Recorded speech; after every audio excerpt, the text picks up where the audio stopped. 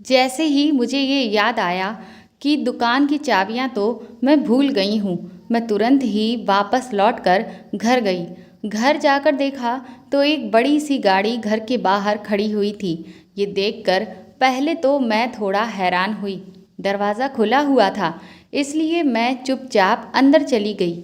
अंदर पहुंचते ही भाभी के कमरे से मुझे अजीब सी आवाज़ें आ रही थीं, जिसे सुनकर मुझे कुछ अजीब सा महसूस होने लगा। मैं अपने कदम रोक नहीं पाई और जैसे ही मैं भाभी के कमरे के पास पहुंची और हल्की सी आड़ से मैंने अंदर झांक कर देखा तो मेरे होश उड़ चुके थे। भाभी के खुले बाल हवा में लहरा रहे थे और वहाँ मेरे भैया के दोस्त, मैं और मेरी भाभी संगीता जैसे ही सारा काम निपटा कर बाजार से निकले कि तभी अचानक पहले तो आंधी आ गई और फिर बहुत ज़ोर की बारिश शुरू हो गई।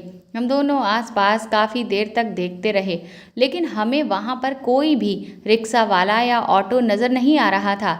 इसलिए हम दोनों ननद भाभी एक जगह किनारे पर खड़े होकर बारिश के ख़त्म होने का इंतज़ार करने लगे। थोड़ी ही देर के बाद अचानक एक गाड़ी ठीक हमारे सामने आकर रुकी और उसमें बैठे हुए आदमी ने जब गाड़ी के शीशे को नीचे करके हमसे कुछ कहना चाहा तो बारिश के शोर की वजह से उसकी आवाज़ ठीक से हमारे कानों तक पहुंच नहीं पा रही थी।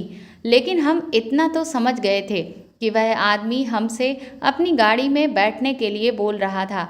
जब गर्दन नीचे करके उस आदमी को हमने ध्यान से देखा तो फिर उसे पहचानते हुए हमें ये देर न लगी कि ये तो आदेश भैया थे, मेरे भाई रजत के एक बहुत पुराने दोस्त। जैसे ही मैंने और भाभी ने उन्हें पहचाना, हम दोनों तुरंत ही आदेश भैया की गाड़ी की पिछली सीट पर बैठ गए थे। आदेश भैया पहले हमारे पड़ोस में ही रहा करते थे, लेकिन 2 साल पहले ही वह ये कॉलोनी छोड़कर पास में ही बनी हुई एक महंगी सोसाइटी में रहने के लिए चले गए थे। हमारे बैठने के बाद उन्होंने गाड़ी स्टार्ट करते हुए भाभी से पूछा, और संगीता जी, घर में सब ठीक तो है ना? भाभी ने कहा कि हाँ, सब ठीक ही है। आप बताइए, आपकी पत्नी और बच्चे वगैरह कैसे हैं? तो आदेश भैया ने जवाब दिया, जब बीवी ही नहीं है तो फिर बच्चे कहाँ से आएंगे? भाभी ने बड़ी ही हैरानी से पूछा, क्यों, क्या हुआ? आपकी बीवी को जब आप हमारे पड़ोस में रहते थे तभी तो शादी हुई थी आपकी। आदेश भैया ने कहा, दरअसल वह शादी चल ही नहीं पाई। यहाँ से जाने के बाद कुछ ही महीनों में हम दोनों का तलाक हो गया और हम दोनों अलग अलग रहने लगे। तलाक के बदले में मुझे उसको 50 लाख रुपए भी देने पड़े थे। आदेश भैया की ये बात सुनकर भाभी ने बड़ी ही हैरानी से उन्हें देखा और फिर उनसे बोली, ये तो बहुत ही बुरा हुआ आपके साथ, माफ़ कीजिएगा, मुझे तो इस बात की बिल्कुल भी खबर ही नहीं लगी थी। आदेश भैया ने कहा कि हाँ, खबर आपको होगी भी आखिर कैसे? मैं तो ये कॉलोनी ही छोड़कर दूसरी सोसाइटी में जो चला गया था और बिजनेस के सिलसिले में अब मैं इतना बिजी रहता हूँ कि मुझे कहीं भी आने जाने की बिल्कुल फुर्सत ही नहीं मिलती है। जब रजत जिंदा था तब उससे कभी कभार फ़ोन पर मेरी बात हो जाया करती थी। खैर छोड़िए, आप मेरा नंबर ले लीजिए। अगर कभी किसी भी चीज़ की आपको ज़रूरत हो तो बेझिझक आप मुझे फ़ोन कर लीजिएगा। आदेश भैया ने भाभी को अपना विजिटिंग कार्ड दे दिया, जिसे भाभी ने अपनी पर्स में संभाल कर रख लिया और कुछ देर में ही हम दोनों घर पहुंच गए थे। आदेश भैया हमें हमारे घर तक छोड़कर वापस चले गए। शराब की लत की वजह से तकरीबन 1.5 साल पहले मेरे भाई का देहांत हो गया था। मेरा भाई कोई बेहतर इंसान नहीं था, उसे शराब की लत लग गई थी और इसी बुरी लत में उसने हमारी जो भी संपत्ति थी उस सबको पूरी तरह से बर्बाद कर दिया था। शराब के नशे में वह अक्सर मेरी भाभी के साथ मारपीट भी किया करता था। मेरी भाभी सीधी थी, इसीलिए चुपचाप सब कुछ बर्दाश्त करती रहती थी। मैं अपने भाई से छोटी थी, इसीलिए हिम्मत करके कभी भी मैं उसका सामना नहीं कर पाई। पर मुझे अपनी भाभी के लिए बहुत बुरा लगता था, क्योंकि मेरे माँ बाप का देहांत तो काफ़ी पहले ही हो गया था और मुझे मेरी भाभी ने ही पाला था। उन्होंने कभी भी मेरी परवरिश में किसी भी तरह की कोई कमी नहीं रहने दी थी। उनके खुद की तो कोई औलाद ही नहीं थी, क्योंकि भैया को तो शराब पीने से फुर्सत ही कहाँ थी। उन्होंने मुझे अपनी औलाद ही मान लिया था और सिर्फ मेरी खातिर ही मेरी भाभी दिन रात बहुत मेहनत करती। भैया के मरने के बाद मेरी भाभी लोगों के घरों के कपड़े सिलने लगती थी, जिससे हमारा गुजारा भी ठीक ठाक चल जाता था। मेरे चचेरे भाई बहुत ही दौलतमंद इंसान थे। होली दिवाली पर भी वह बिल्कुल मेहमानों की तरह ही हमारे घर आते और मेरे हाथ में थोड़ी बहुत मिठाई रखकर सिर्फ फॉर्मेलिटी के तौर पर ही हमें वह सामान देकर चले जाते थे। अपनी भाभी की वजह से ही मैं आज एक अच्छे कॉलेज में पढ़ पा रही हूँ। कॉलेज घर के नज़दीकी था, इसीलिए मुझे हॉस्टल वगैरह नहीं लेना पड़ा था। कॉलेज में ही मेरी दोस्ती अनुराग से हो गई थी और फिर मेरी दोस्ती कब प्यार में बदल गई ये तो मुझे पता ही नहीं चला। मैं अपनी भाभी से अपनी सारी बातें शेयर किया करती थी, लेकिन अनुराग वाली बात मैंने अभी तक भाभी को नहीं बताई थी, क्योंकि एक तो भाभी वैसे ही परेशान रहती थी, ऊपर से अगर मैं उन्हें ये बात बता देती कि मैं किसी लड़के से प्यार करती हूँ तो शायद वह और भी ज़्यादा परेशान हो जाती। मुझे याद है इन बीते सालों में जब भाई की मौत हो गई तो उसके बाद किस तरह से मेरे बाकी के परिवार वालों ने भाभी की दूसरी शादी करने की कोशिश की। पहले तो मुझे भी यही लगा कि भाभी अभी जवान हैं और उन्हें दूसरी शादी कर लेनी चाहिए, इसलिए मैं भी उस वक्त बहुत खुश थी। लेकिन वह लोग मेरी भाभी के लिए जो भी रिश्ते लेकर आ रहे थे वह सब ऐसे ही थे कि जिसमें या तो उन आदमियों के 4-4, 5-5 बच्चे थे, या फिर वह आदमी ऐसे थे जिन्होंने अपनी पत्नियों के साथ बहुत बुरा सुलूक किया था। एक दो तो ऐसे थे जिनकी बीवियां जलकर मर गई थीं। उनका कहना था कि वह हादसा था, लेकिन मैंने जब खुद से उनके बारे में जाना तो यही पता चला कि उन्होंने खुद अपनी पत्नियों को गुस्से में आकर ख़त्म कर दिया। मैं कभी नहीं चाहती थी कि मेरी भाभी किसी भी ऐसे इंसान की पत्नी बने, क्योंकि उन्होंने अब तक की ज़िंदगी भैया के साथ किसी जहन्नम के जैसे ही गुजारी थी, तो कम से कम अब तो उन्हें सुकून भरी ज़िंदगी मिलनी चाहिए थी। और अगर उन्हें कोई अच्छा जीवन साथी नहीं मिल पा रहा था तो इससे बेहतर तो यही है कि वह विधवा का जीवन ही जिए। इधर मेरा ये सोचना था कि उधर ये सारा माजरा देखकर भाभी ने खुद भी अपना ये फैसला सुना दिया कि अब वह किसी से भी शादी नहीं करेंगी और पूरा जीवन ऐसे ही बिता देंगी। भाभी की इस बात से मेरे परिवार वाले और मेरे चाचा ताऊ, उनके लड़के बहुत नाराज़ हो गए और उन्होंने भाभी पर तरह तरह के लांछन भी लगाने शुरू कर दिए थे। उनके बारे में बहुत उल्टी सीधी बातें करने लगे थे कि वह तो अकेले ऐश की ज़िंदगी जीना चाहती हैं ताकि कई लोगों के साथ घूम सकें। लेकिन भाभी ने कभी किसी की परवाह नहीं की और उन्होंने अपनी खुशियाँ मुझ में ही ढूंढ ली थीं। मेरे कॉलेज की छुट्टियाँ पड़ी थीं, इसलिए अब मैं पूरा दिन घर पर ही रहती थी और भाभी के काम में थोड़ा बहुत हाथ बटा दिया करती थी। घर के पास ही एक नया मार्केट बनकर तैयार हो रहा था। भाभी भी उसी मार्केट में एक लेडीज़ गारमेंट की दुकान खरीदना चाहती थी। इसी सिलसिले में हम लोग आज मार्केट में उसके बारे में पता करने गए थे, जहां आदेश भैया से हमारी मुलाकात हो गई। मार्केट में दुकान खरीदने के लिए भाभी को 5 लाख रुपयों की ज़रूरत थी। मेरे चाचा के बेटे रवि के लिए 5 लाख रुपए की रकम कोई बहुत बड़ी रकम नहीं थी और भाभी उनसे मांग लेती तो शायद वह एहसान दिखाने के चक्कर में उन्हें वह रुपए उधार दे भी देते। लेकिन भाभी ने उनसे रुपए उधार लेना बिल्कुल भी ठीक नहीं समझा। हम दोनों घर में एक सहेली की तरह ही रहते थे। मेरी भाभी अपनी हर समस्या पर मुझसे बात करती थी। मैं भी अपने कॉलेज लाइफ की बातों को उनसे शेयर कर लेती थी। 1 महीना बीत गया था। इसी बीच भाभी दुकान के लिए 5 लाख का लोन लेना चाह रही थी, इसलिए पिछले 1 महीने से मेरी भाभी बैंकों के कई चक्कर लगा रही थी, लेकिन बैंक से उन्हें सिर्फ 1 लाख का ही लोन मिल पाया। सोना गिरवी रखकर भाभी ने 1 लाख का और इंतज़ाम कर लिया था और ये 2 लाख रुपए वह दुकान वाले को दे आईं। अब बाकी के 3 लाख रुपयों के लिए भाभी ने उस दुकान वाले से 2 महीने का समय ले लिया, लेकिन अब भाभी को 2 महीने के अंदर अंदर ही 3 लाख रुपयों का इंतज़ाम करना था। सुबह उठकर मैं अपनी पढ़ाई में मशगूल हो गई और भाभी किचन में सुबह खाना बनाते हुए साथ साथ झाड़ू भी लगाती जा रही थीं। थोड़ी ही देर के बाद वह मेरे पास अपने हाथ में झाड़ू लिए मेरे कमरे में आ गई और बोली, शगुन, मेरे दिमाग में एक बात आ रही है। मैंने कहा, बोलो भाभी। भाभी ने कहा, रुपयों के लिए क्या एक बार मैं तुम्हारे भैया के दोस्त आदेश से बात करके देखूं? मैंने कहा कि आदेश भैया के पास अगर पैसे नहीं हुए तो फिर, लेकिन चलिए कोई बात नहीं, फिर भी आप एक बार उनसे बात करके देख लीजिए। भाभी ने तुरंत ही आदेश भैया का वह विजिटिंग कार्ड निकाला और फिर अपने फ़ोन पर उनका नंबर डायल कर दिया। आदेश भैया ने फ़ोन उठाया और उन्होंने उधर से कहा कि हेलो, कौन? और भाभी ने कहा कि मैं रजत की पत्नी संगीता बोल रही हूँ, क्या आपने मुझे पहचाना? आदेश भैया ने कहा, अरे संगीता, कैसी हो आप, और आपने मुझे कैसे याद किया?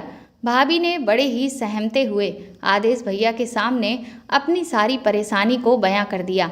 आदेश भैया ने कहा कि संगीता, मैं अभी ऑफिस में हूँ और शाम को लौटते वक्त मैं आपके घर की ओर से ही होता हुआ आऊँगा। आदेश भैया का फ़ोन कटने के बाद भाभी थोड़ा परेशान लग रही थी। उनकी परेशानी को भांपकर मैं भाभी के करीब गई और उनसे बोली कि आप बिल्कुल भी टेंशन मत लीजिए। आदेश भैया घर आने के लिए बोले हैं ना, इसका मतलब साफ यही है कि वह हमारी कुछ ना कुछ मदद जरूर करेंगे। शाम के 7 बजे की तरफ घर के बाहर एक गाड़ी के रुकने की आवाज़ सुनाई दी। मुझसे पहले ही भाभी दरवाजे तक पहुंच गई थीं और उनके पीछे पीछे मैं भी चली गई। हम दोनों को यकीन था कि आदेश भैया ही आए हुए होंगे, लेकिन जब बाहर जाकर देखा तो बाहर तो मेरे चाचा जी के बेटे और उनकी बहू खड़ी हुई थी। उनके साथ में मेरी चचेरी बहन भी आई हुई थी। वह तीनों लोग घर के अंदर आए और फिर चाय नाश्ते के बाद उन्होंने हमें बताया कि मेरी चचेरी बहन जिस देश में पढ़ाई कर रही थी, वहाँ पर अचानक से कोरोना के केस बहुत ज़्यादा बढ़ने लगे थे और तब इस वजह से उसे बीच में ही अपनी पढ़ाई को छोड़कर यहाँ वापस आना पड़ा था। लेकिन अब हालात काफ़ी सुधर चुके हैं और वहाँ पर भी ज़िंदगी पटरी पर लौट आई है और सब कुछ कंट्रोल में है। इसीलिए अब वह अपनी पढ़ाई पूरी करने के लिए वापस विदेश जा रही है। देर रात को उसकी फ़्लाइट है। मेरे चचेरे भाई ने भाभी से कहा कि मैं तो कहता हूँ तुम शगुन को भी बाहर ही पढ़ने के लिए भेज दो, लेकिन हाँ, एक बात तो है कि अगर ये यहाँ पर नहीं रहेगी तो फिर तुम बिल्कुल अकेली हो जाओगी। इसके यहाँ पर रहते हुए कम से कम तुम्हें इसका तो सहारा है। मैं चाहता तो खर्चा भी दे सकता हूँ, लेकिन बस तुम्हारे अकेलेपन का सोच कर ही मैं पीछे हट गया। भाभी ने कहा कि आपने बिल्कुल सही सोचा, शगुन के बिना तो मैं यहाँ पर बिल्कुल ही अकेली हो जाती। भाभी की अभी बात पूरी होती कि इससे पहले ही उनके फ़ोन की घंटी बजने लगी। आदेश भैया का ही फ़ोन था। भाभी फ़ोन लेकर मेरे कमरे में चली गई और जब कमरे से बाहर निकली तो वह उस वक्त काफ़ी बेचैन सी लग रही थी। मेहमानों के बीच में मैं उनसे उनकी परेशानी का कारण भी कैसे पूछती, तो मैंने भाभी को मैसेज सेंड करते हुए पूछा कि आखिर क्या बात है। भाभी मेरे सामने ही आकर बैठ गई थी। उन्होंने तुरंत ही मुझे रिप्लाई किया कि थोड़ी देर में आदेश घर पहुंचने वाला है। क्या करें, अजीब सी स्थिति थी, कुछ समझ ही नहीं आ रहा था। अगर मेरे चचेरे भाई भाभी के सामने ही आदेश भैया घर आ जाते हैं तो बड़ा ही गजब हो जाएगा। न जाने फिर ये लोग क्या क्या सोचेंगे और यहाँ से जाने के बाद भी तरह तरह की बातें हमारे बारे में बनाते घूमेंगे। इन लोगों को तो आसानी से बहुत अच्छा मसाला मिल जाएगा और फिर मेरी चचेरी भाभी, वह तो पूरी रिश्तेदारी में इस बात का बतंगड़ ही बनाकर पेश कर देंगी। उन्हें तो वैसे भी भाभी से जुड़ी हुई हर बात में मिर्च मसाला लगाने की बहुत पहले से आदत है। मैंने तुरंत ही भाभी को मैसेज किया कि आप बाहर जाकर आदेश भैया को फ़ोन कर दीजिए और उन्हें अपने साथ मार्केट लेकर चली जाइए और वहीं पर आपको उनसे जो भी बातें करनी है वहीं कर लेना।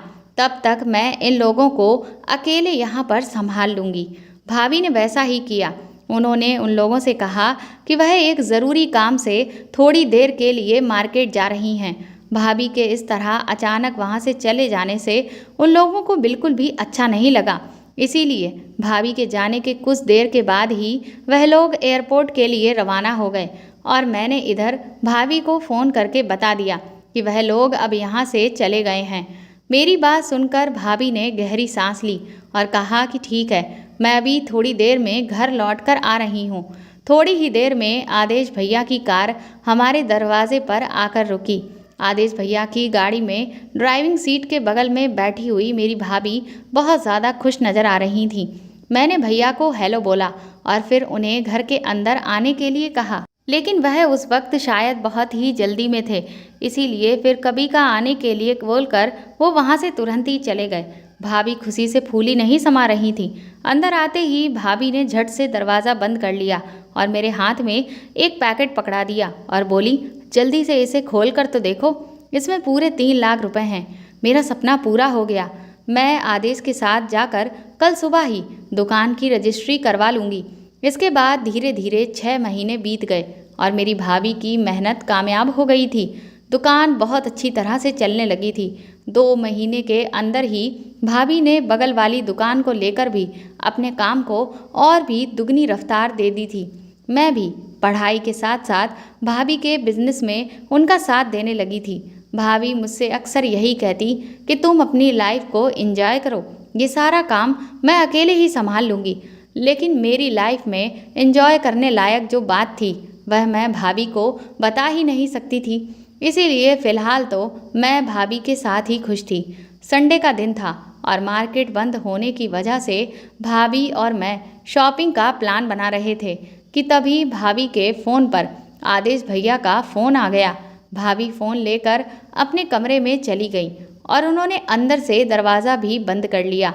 मुझे लगा कि शायद आदेश भैया अपने पैसों के लिए भाभी को फ़ोन कर रहे होंगे। थोड़ी देर में जब भाभी कमरे से बाहर निकली तो मैंने उनके चेहरे पर एक अजीब सी खुशी महसूस की। मैंने भाभी से पूछा कि क्या हुआ भाभी, आदेश भैया अपने रुपए वापस मांग रहे थे। भाभी ने कहा, अरे नहीं पगली, पिछले महीने ही मैंने उनके रुपए देने के लिए उनसे कहा था, लेकिन उन्होंने मुझे साफ मना कर दिया। उन्होंने कहा कि अभी मैं उन रुपयों से अपने बिजनेस को और ज़्यादा ग्रोथ दे सकती हूँ, इसीलिए मैं उन्हें पैसे वापस ना करूँ। तब मैंने वह रकम बगल वाली दुकान में ही इन्वेस्ट कर दी। आदेश रियल एस्टेट का बिजनेस करते हैं और उनके पास रुपए पैसों की कोई कमी नहीं है। वह तो मुझे और भी पैसे देना चाहते थे, लेकिन फ़िलहाल मैंने उन्हें मना कर दिया है। थोड़ी देर पहले ही भाभी और मैं शॉपिंग पर जाने की प्लानिंग कर रहे थे, लेकिन आदेश भैया के फ़ोन आने के बाद भाभी ने शॉपिंग का प्लान कैंसिल कर दिया और बोली, शगुन, ऐसा करते हैं कि शॉपिंग के लिए हम लोग फिर कभी चलेंगे। मार्केट में मुझे अभी कुछ काम है, इसीलिए मैं वहाँ जा रही हूँ और तुम यहाँ घर पर ही रुकना। ये कहकर भाभी तैयार होने कमरे में वापस चली गईं। थोड़ी देर के बाद जब वह कमरे से बाहर निकली तो उन्हें देखकर मैं चौंक गई थी। भाभी ने बड़े ही दिनों के बाद बहुत खूबसूरत सी साड़ी पहन रखी थी और वह हल्के से मेकअप के साथ आज गजब की लग रही थी। अपनी भाभी का ये रूप देखकर मुझे थोड़ी सी हैरानी भी हुई और लेकिन खुशी भी हुई, क्योंकि आज मेरी भाभी सच में बहुत सुंदर लग रही थी। अब मैं थोड़ा समझने लगी थी कि शायद भाभी और आदेश भैया के बीच में मोहब्बत की खिचड़ी पक रही है। मेरी भाभी अभी सिर्फ 35 साल की थी और आदेश भैया भी लगभग इतनी ही उम्र के होंगे, तो इसमें कोई बुराई भी नहीं थी। भाभी ने अपनी पूरी ज़िंदगी अपनी ख्वाहिशों का गला घोंटकर मुझे बड़ा किया। शादी से पहले भी वह ज़्यादा खुश नहीं रह पाई थी, क्योंकि उनका परिवार भी ज़्यादा पैसे वाला नहीं था और वहाँ भी उन्हें अपनी हर इच्छा को दबाकर ही ज़िंदगी जीनी पड़ी थी। और शादी के बाद तो उनके ऊपर होने वाले जुल्मों की मैं खुद गवाह थी। आज वह अपनी ज़िंदगी को अपने हिसाब से जीना चाह रही हैं, तो उसमें गलत क्या है। मैं अपनी भाभी को खुश देखकर अंदर ही अंदर बहुत खुश थी। मन ही मन मैं आदेश भैया का भी शुक्रिया अदा कर रही थी, क्योंकि मेरी भाभी की इस खुशी की वजह वही थे। भाभी को इतना खुश देखकर मैं भी सोच रही थी कि मोहब्बत भी क्या चीज़ होती है, जिसे मिल जाए उसकी तो ज़िंदगी ही संवर जाती है और जिसे ना मिले तो सब कुछ उसका तबाह हो जाता है। कोई लैला या कोई मजनू यूं ही नहीं बना होगा, मोहब्बत की ताकत ने उसे अमर कर दिया होगा। लेकिन मैं अपनी मोहब्बत का क्या करूं?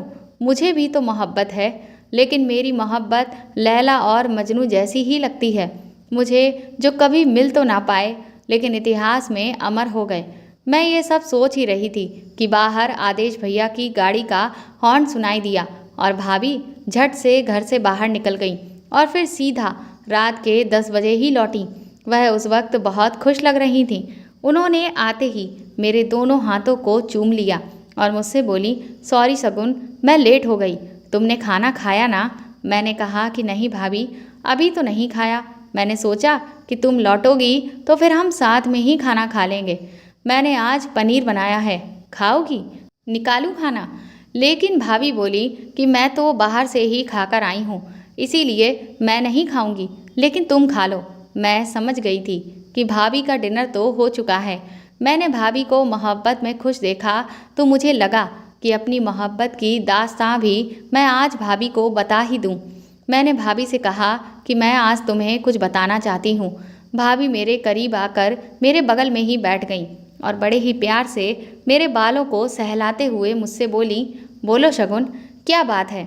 मैंने कहा, भाभी, मैं एक लड़के से प्यार करती हूँ और वह भी मुझसे बेइंतहा प्यार करता है। मैं अब तक आपसे ये बात छुपाती रही क्योंकि अब तक मेरे अलावा आपका कोई भी नहीं था। मैं ज़िंदगी में पहली बार आपको इतना खुश देख रही हूँ। मेरी बातों से भाभी का खूबसूरत चेहरा और भी ज़्यादा खिल गया था। फिर वह बोली कि अच्छा अच्छा, ज़्यादा मुझे मक्खन मत लगा और ये बात बता कि लड़का करता क्या है? मैं बोली कि मैं जिस लड़की से प्यार करती हूँ उसका नाम अनुराग है। वह अभी मजिस्ट्रेट की तैयारी कर रहा है और यहीं पर रहता है, लेकिन वह हमारी बिरादरी का नहीं है। मेरी बात सुनकर भाभी कहने लगी कि सच्ची मोहब्बत कभी किसी दायरे की मोहताज नहीं होती है और इसमें ना कोई ऊंच नीच होती है। सच्ची मोहब्बत को कभी कोई नहीं रोक सकता। ये बात तुमने अब तक मुझसे क्यों नहीं बताई थी? चलो ऐसा करो, अभी के अभी मेरी बात अनुराग से करवाओ। भाभी के कहने पर मैंने तुरंत ही अनुराग को फ़ोन लगा दिया और उसे बता दिया कि आज मैंने भाभी को तुम्हारे और मेरे रिश्ते के बारे में सब कुछ बता दिया है और इसीलिए वह तुमसे बात करना चाहती हैं। थोड़ी ही देर के बाद मैंने भाभी को फ़ोन पकड़ा दिया और उनसे कहा कि लो, आप अनुराग से बात कर लो। भाभी ने अनुराग से बहुत लंबी बात की। भाभी ने उससे उसके घरवालों से लेकर उसकी पढ़ाई और उसके फ्यूचर को लेकर ढेर सारे सवालात किए। फ़ोन रखने के बाद भाभी बहुत खुश होकर बोली कि सगुन, मुझे तेरी पसंद पर नाज है। अनुराग एक बहुत ही अच्छा इंसान है और देखना, एक दिन वह बहुत बड़ा जज बनेगा। मेरे दिल पर जो अब तक का बोझ था वह उतर गया था। अब मैं भी भाभी की तरह ख्वाबों की हसीन दुनिया में उम्मीदों के पंख लगाकर उड़ने लगी थी। अपने काम से फ्री हो जाने के बाद भाभी का ज़्यादातर समय अब आदेश भैया के साथ ही बीतता था। वह अगर घर में रहती थी तो भी आदेश भैया के ख्यालों में ही डूबी डूबी सी रहती थी। वह हर समय मुझसे आदेश भैया की ही बातें करती रहती और खाली समय मिलते ही आदेश भैया से फ़ोन पर बतियाने में लग जाती थी। जल्दी ही भाभी ने 4 व्हीलर भी ले लिया। मैं भी ये देखकर हैरान थी कि भाभी ने इतनी जल्दी ड्राइविंग आखिर कैसे सीख ली। उन्होंने तो मुझे भी ड्राइविंग सिखा दी थी। अब तो हम दोनों ननद भाभी अपनी गाड़ी से ही दुकान पर जाते और कभी कभी मन करता तो फिर कार को लेकर हम कहीं भी निकल जाते और 2 सहेलियों की तरह खूब मस्ती करते। सुबह 8 बजे तक भाभी अपनी कार से शॉप पर जाने के लिए मार्केट निकल जाती थी। अक्सर मैं आराम से पहुंचती या कभी कभी नहीं भी पहुंचती। मेरे ना रहने पर भी भाभी सब कुछ अच्छे से हैंडल कर लेती। कहते हैं कि इश्क और मुश्क छुपाए नहीं छुपते। मेरे चचेरे भाई उसी सोसाइटी में रहते थे जिसमें आदेश भैया का घर था। भाभी और आदेश भैया के बीच में पक रहे मोहब्बत के पुलाव की गंध उन लोगों तक भी पहुंच चुकी थी। सुबह जब मैं बाथरूम में थी कि तभी भाभी की आवाज़ आई, शगुन, मैं शॉप के लिए निकल रही हूँ। तुम्हारा मन करे तो तुम आराम से दुकान पहुँच जाना। मैं सोच रही थी कि आज मैं शॉप पर ना जाकर अनुराग से मिलने जाऊंगी और भाभी के निकलने का मैं इंतज़ार करने लगी ताकि उनके जाने के बाद मैं भी सज धज कर घर से निकल सकूं। मैं अपने कमरे में ही थी कि तभी भाभी मेरे कमरे में आ गई और बोली, शगुन, एक काम करो, आज तुम ही शॉप पर चली जाओ और लंच में आना तो तुम घर पर ही रह जाना और फिर मैं वापस शॉप पर चली जाऊंगी। मैंने उनसे कहा कि ठीक है, लेकिन अभी तो तुम शॉप पर जाने को तैयार थी, अब अचानक से आखिर क्या हो गया? तो भाभी कहने लगी कि वो दरअसल मुझे कुछ ज़रूरी काम याद आ गया है, इसीलिए मैं अभी नहीं जा पाऊंगी। मैंने गाड़ी निकाली और दुकान की ओर निकल पड़ी। जब मैं दुकान पर पहुंची तो मुझे याद आया कि मैं दुकान की चाबियां तो लाना ही भूल गई हूँ। दुकान से घर की दूरी केवल 5 किलोमीटर की थी। मैंने फिर से गाड़ी स्टार्ट की और घर के लिए निकल पड़ी। घर पहुंची तो देखा कि घर के बाहर आदेश भैया की गाड़ी खड़ी हुई थी। मैं भाभी के ज़रूरी काम को अच्छी तरह से समझ गई थी। मैंने उन लोगों को डिस्टर्ब करना ठीक नहीं समझा, लेकिन दुकान की चाबियां लेना भी ज़रूरी था। मैं घर के बाहर से ही भाभी को फ़ोन लगाया और उनसे कहा कि मैं चाबियां घर पर ही भूल आई हूँ। मेरी पूरी बात सुने बिना ही भाभी ने कहा कि तुम अभी घर मत आना, मैं ज़रूरी काम से बाहर आई हुई हूँ। और मैं फिर से शॉप पर पहुँच गई। भाभी के ज़रूरी काम से फ्री होने का इंतज़ार करने लगी। आधे घंटे में भाभी दुकान पर पहुँच गई। मैंने भाभी से कहा कि आज तुम दुकान संभालो, अब मैं जा रही हूँ। भाभी बोली, कहाँ जा रही हो? मैंने कहा कि मुझे भी बहुत ज़रूरी काम है। और फिर मैं पहुँच गई अनुराग के फ्लैट पर। शाम को जब मैं घर पहुँची और फ्रेश होकर रात के खाने की तैयारी में जुट गई कि तभी हमारे दरवाजे की घंटी बजी। मैंने दरवाज़ा खोला तो मेरे चचेरे भाई और भाभी सामने ही खड़े हुए थे। दोनों ही सोफे पर आकर बैठ गए और मैंने दोनों को ग्लास में पानी दिया और कहा कि मैं उनके लिए चाय बनाकर लाती हूँ। तभी मेरी चचेरी भाभी मुझसे कहने लगी, चाय की कोई ज़रूरत नहीं है, तुम मेरे पास यहाँ बैठो, क्योंकि मुझे तुमसे कुछ बात करनी है। उन्होंने मुझे तुरंत ही अपने बगल में बिठा लिया और मुझे देखकर कहने लगी, देखो शगुन, अक्सर जब छोटे बिगड़ते हैं तो उनकी शिकायत उनके बड़ों से की जाती है, लेकिन जब बड़े ही बिगड़ रहे होते हैं तो फिर उनकी शिकायत आखिर किससे की जाए? क्या उनके छोटों से की जाए? देखो ना कैसा आज का ज़माना आ गया है। मेरी बात समझो, तुम तो समझदार हो, इसीलिए मैं ये बात आज तुम्हें समझा रही हूँ। तुम अपनी भाभी को कंट्रोल करो, क्योंकि उनकी वजह से सोसाइटी में हमारी बहुत नाक कट रही है। मैंने कहा, क्यों, ऐसा क्या कर दिया मेरी भाभी ने? तो वह मुझसे कहने लगी कि अरे, हमारी सोसाइटी के रहने वाले आदेश के साथ तुम्हारी भाभी आजकल खुले आम घूम रही है और तुम पूछ रही हो कि ऐसा क्या कर दिया तुम्हारी भाभी ने।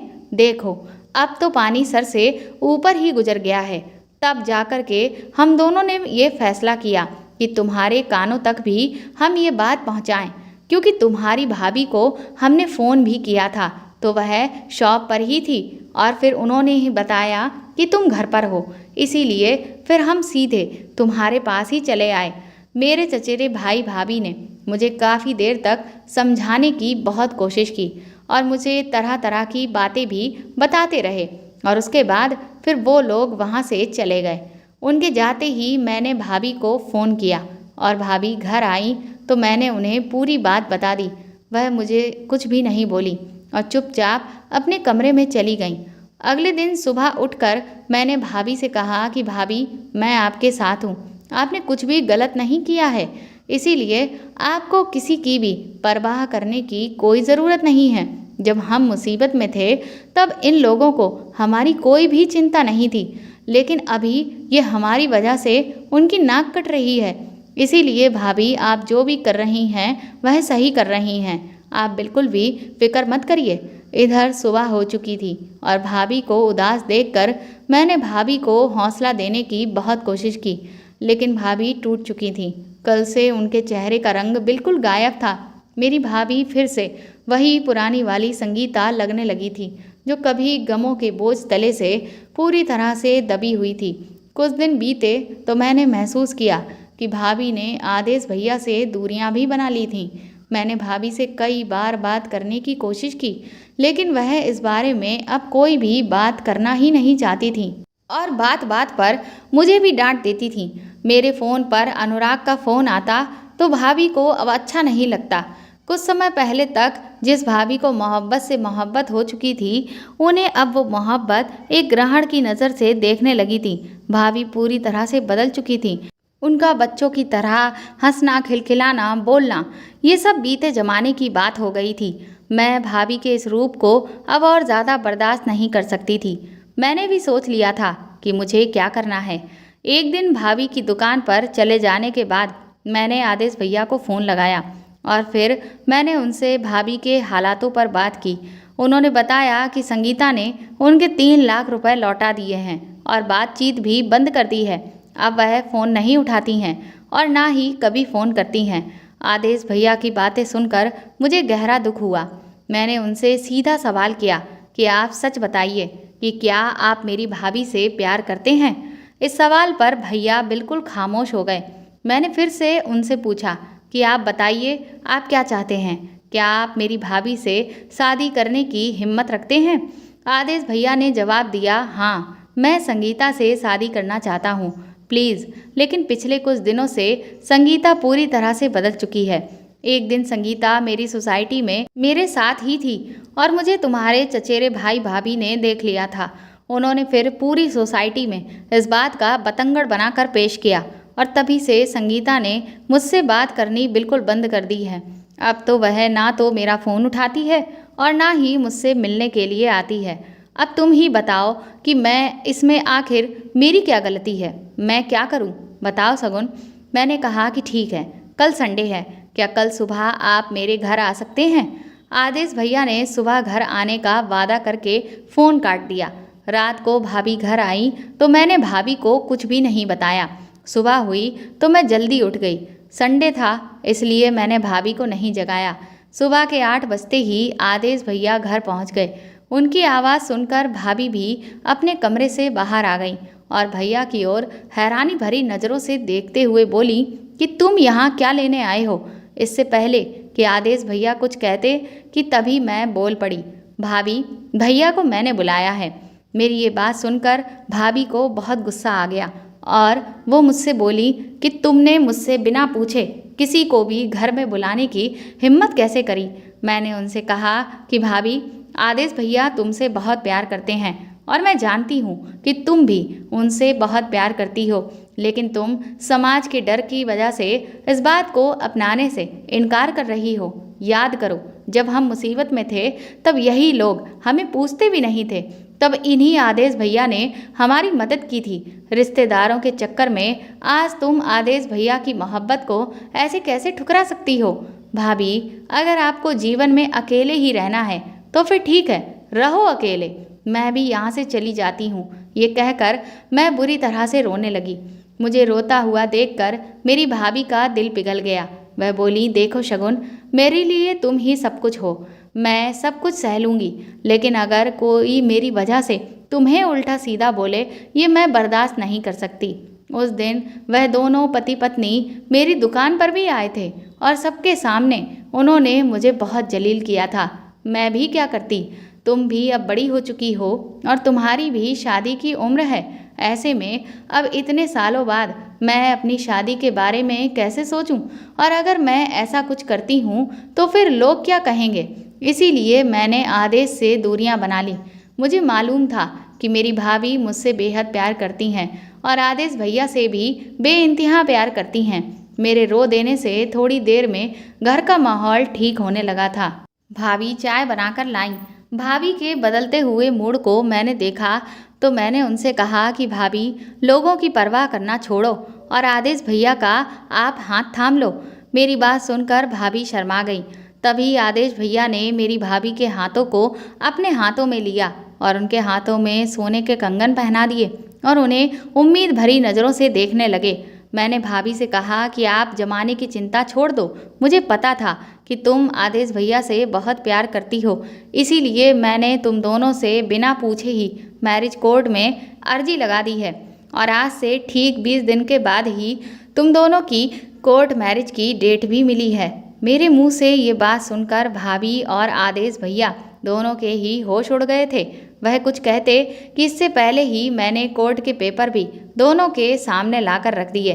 भाभी हैरान होते हुए बोली, तुमने ये सब कैसे कर लिया सगुन? मैं तो सोचती थी कि मेरी ननद अभी बच्ची है, लेकिन तुम तो मेरी भी माँ निकली। मैंने कहा कि आप दोनों अब अपनी शादी की तैयारियां शुरू कर दीजिए और रही बात रिश्तेदारों की, तो मैं आप दोनों की शादी के कार्ड भी छपने के लिए दे दिए हैं और शादी के कार्ड लेकर रिश्तेदारों के यहाँ भी मैं खुद ही जाऊंगी। मैंने महसूस किया कि मेरी भाभी को मुझ पर अब और भी ज़्यादा नाज बढ़ गया था और आदेश भैया की खुशी का तो कोई ठिकाना ही नहीं था। आदेश भैया मेरे सिर पर हाथ रखते हुए बोले कि मैं बहुत खुशनसीब हूँ कि संगीता जैसी औरत मेरी ज़िंदगी में आई और संगीता भी बहुत खुशनसीब है जो उसे तुम्हारे जैसी ननद मिली है और संगीता से शादी करने के बाद मैं डबल खुशनसीब हो जाऊंगा क्योंकि मुझे तुम्हारे रूप में एक प्यारी सी बहन भी मिल जाएगी। सच में तुम हीरा हो शगुन। भाभी और आदेश भैया अब फिर से पहले जैसे एक दूसरे से बातें करने लगे थे। दोनों को इतना खुश देखकर मुझे भी ज़रूरी काम याद आ गया। मैंने गाड़ी की चाबियां लेकर बाहर की तरफ जाने लगी और भाभी से कहा कि मैं ज़रूरी काम से बाहर जा रही हूँ। दोनों को घर में अकेला छोड़कर मैं जाने लगी तो दोनों शर्मा गए और मैं घर से बाहर निकल गई। शादी की तैयारी में अब हम दोनों ननद भाभी लग गई थीं। आदेश भैया ने भी अपनी शादी के बाद के रिसेप्शन पार्टी के लिए होटल बुक कर दिया था। अगले दिन कार्ड छपकर आ चुके थे। मैंने सबसे पहला कार्ड अपने चचेरे भाई भाभी के घर देना ही मुनासिब समझा। मैं भाभी को बिना बताए ही उनकी सोसाइटी में उनके घर पहुंच गई। मैंने जैसे ही डोर बेल बजाया तो मेरी चचेरी भाभी ने ही दरवाज़ा खोला और मुझे यूं अचानक सामने देखकर वह लोग चहकते हुए बोले, अरे कैसी हो शगुन, आज तुम रास्ता कैसे भटक गईं? मैंने कहा कि वो दरअसल मुझे ज़रूरी काम था इसीलिए आई हूँ।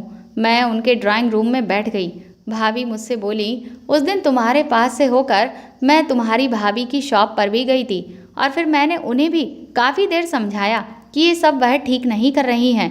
घर की बच्चियों की शादी की उम्र में अगर बड़े ही इस तरह की हरकतें करेंगे तो फिर ये कितनी शर्म की बात है। इससे छोटों पर कितना बुरा असर पड़ता है। उस दिन की बात का काफ़ी असर हुआ था तुम्हारी भाभी पर। लगता है अब वह सुधर गई हैं। देखो, मैं भले ही तुम्हारी भाभी से छोटी हूँ और उनकी देवरानी हूँ, लेकिन अगर वह गलत रास्ते पर जाएंगी तो फिर मेरा भी ये फ़र्ज बनता है कि मैं उन्हें सही रास्ते पर लेकर आऊँ। फिर वह मुझसे कहने लगी कि चाय पियोगी? मैंने कहा, नहीं भाभी, मैं थोड़ा जल्दी में हूँ क्योंकि मैं उनका लेक्चर सुनने के लिए वहाँ नहीं आई थी। मैंने सीधे कार्ड निकाला और उनके हाथों में थमाते हुए बोला, भाभी ये शादी का कार्ड है, इसे रख लीजिए। आप शादी में भैया के साथ ही आइएगा। कार्ड देखकर भाभी के चेहरे पर मुस्कुराहट झलकने लगी। बोली, अरे लड़का भी देख लिया और शादी भी तय कर ली और तुम मुझे अब बता रही हो? खैर छोड़ो, ये तो बड़ी खुशी की बात है। बताओ भाई, लड़का करता क्या है? मैं तुरंत ही उठ खड़ी हुई और दरवाजे तक पहुंच गई। मैंने भाभी से कहा कि लड़का रियल एस्टेट का बिजनेस करता है और भाभी बाद में आप कार्ड को अच्छे से पढ़ लीजिएगा, मैं जा रही हूँ। मैं अपने घर आ गई और मैंने भाभी को सब कुछ बता दिया। हम दोनों ज़ोर ज़ोर से हंस रहे थे क्योंकि कार्ड पढ़ने के बाद तो उन लोगों पर क्या बीत रही होगी ये तो हम दोनों ही जानते थे। भाभी की शादी वाले दिन हम जिले के मैरिज कोर्ट में पहुंच गए। भाभी और आदेश भैया दोनों मैरिज मजिस्ट्रेट के सामने खड़े हुए थे।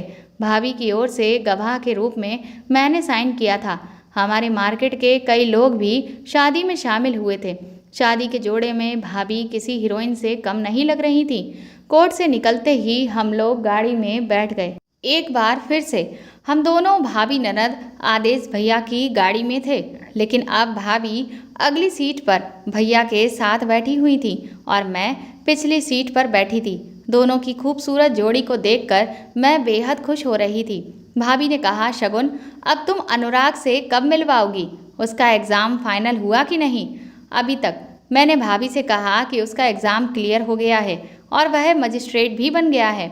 भाभी बोली, इतनी बड़ी खुशखबरी तुमने मुझे अभी तक क्यों नहीं बताई और उसे शादी में क्यों नहीं बुलाया? मैंने भाभी से कहा, अभी तो आप दोनों अनुराग के सामने ही खड़े थे। मैरिज कोर्ट का जो जज था वह अनुराग ही तो था। वह थोड़ी देर में ही घर पहुंच जाएगा। वह भी आप दोनों को बधाई देने वाला था, लेकिन उसने कहा कि वह आप लोगों को सरप्राइज़ देना चाहता है, लेकिन आपने अभी पूछा तो मैंने अनुराग का सरप्राइज़ यहीं पर ख़त्म कर दिया। भाभी की खुशी का तो ठिकाना ही नहीं था। भाभी के साथ आदेश भैया भी बेहद खुश नजर आ रहे थे। भाभी शाम तक घर पर ही रही थी और फिर शाम को वह अपने दूल्हे आदेश के साथ घर जाने के लिए तैयार होने लगी। आज एक ननद अपनी भाभी को विदा कर रही थी। भाभी चली गई और फिर मैं और अनुराग घर में अकेले ही रह गए। कुछ समय के बाद ही अनुराग ने अपने घर वालों से मेरे बारे में बात कर ली और फिर मेरी और अनुराग की भी शादी बहुत ही धूमधाम से हो गई। आज मैं भी अपने प्यार के साथ बहुत खुश हूँ और मेरी भाभी भी। दोस्तों, जो भी इंसान हमारे लिए सब कुछ झेलता है, हम अक्सर उसका अंदाज़ा भी नहीं लगा सकते, लेकिन जब उस इंसान के एहसानों का कर्ज लौटाने की बारी आती है तब हम उसे अकेला छोड़ देते हैं। इस दुनिया में बस कुछ ही लोग ऐसे हैं जो एहसान का कर्ज अदा कर पाते हैं। याद रखिए कि दूसरों की भावनाओं को समझना भी एक कला होती है और अगर आप में ये कला है तभी आप इंसान कहलाने का हक रखते हैं, क्योंकि इस दुनिया में सभी को खुश रहने का हक है और अपने जीवन को अपने पसंदीदा साथी के साथ जीने का भी अधिकार है। तो दोस्तों, आपको ये कहानी कैसी लगी हमें कमेंट करके ज़रूर बताएं और प्लीज़ इस कहानी को ज़्यादा से ज़्यादा शेयर और लाइक करके मेरे चैनल को सपोर्ट करें। साथ ही अगर आप चाहें तो मुझे सुपर थैंक्स भी खरीद कर दे सकते हैं। सुपर थैंक्स का ऑप्शन आपको इस वीडियो के नीचे दिए हुए सभी ऑप्शंस में दिख जाएगा, जो कि हार्ट शेप में बने हुए डॉलर के साइन के तौर पर है। और अगर आप मेरे चैनल पर नए हैं तो सब्सक्राइब करके बेल आइकन को ज़रूर दबा दीजिएगा, ताकि आगे भी मैं आपको ऐसी ही अच्छी कहानियाँ सुनाती रहूँ। Thank you.